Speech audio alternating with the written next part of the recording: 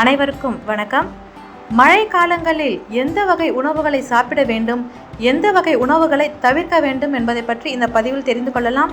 அதற்கு முன்பாக ஆழியா சேனலை இதற்கு முன்பு சப்ஸ்கிரைப் பண்ணாதவங்க சப்ஸ்கிரைப் பண்ணிடுங்க. பக்கத்தில் இருக்கிற பெல் ஐக்கானையும் ப்ரெஸ் பண்ணிடுங்க.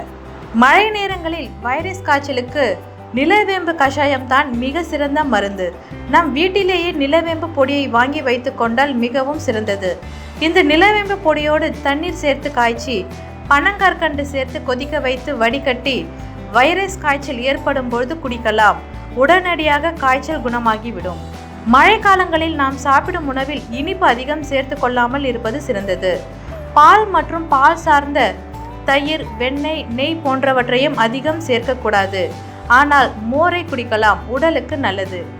நம் உணவில் காரம், கசப்பு, துவர்ப்பு சுவையுள்ள உணவுகளை மழை காலங்களில் அதிகமாக சேர்த்து கொள்ளலாம். மதிய நேர உணவின் போது தூதுவளை ரசம் வைத்து சாப்பிடலாம். இரவு தூங்குவதற்கு முன்பு பாலில் சிறிதளவு மஞ்சள் தூள், மிளகுத்தூள், பனங்கற்கண்டு சேர்த்து குடிக்கலாம். நீர் சத்துக்கள் நிறைந்த சுரைக்காய், பூசணிக்காய், புடலங்காய், பீர்க்கங்காய், வெள்ளரி போன்ற காய்கறிகளை தவிர்ப்பது நல்லது. கண்டிப்பாக மழை காலங்களில் நம் உணவு பதார்த்தங்களில் மிளகு பொடியை சேர்த்து சமைத்து சாப்பிடுவது நல்லது. மேலும் இது போன்ற தகவலுக்கு இந்த சேனலை சப்ஸ்கிரைப் செய்யுங்க. பக்கத்தில் இருக்கிற பெல் பட்டனை ப்ரெஸ் பண்ணுங்கள். அதோடு உங்கள் ஃப்ரெண்ட்ஸ்க்கும் ஷேர் பண்ணுங்கள். நன்றி.